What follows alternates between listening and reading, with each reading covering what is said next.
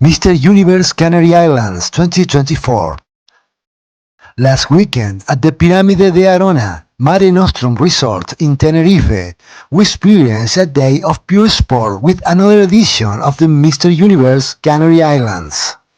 This sports spectacle was excellently organized by IFBB officials José Domingo González and Raquel Alayón, with the support of the Canary Islands Federation, under the leadership of its president, Mr. Ubay Lorenzo. The team demonstrated outstanding coordination, delivering a high-level international sports show.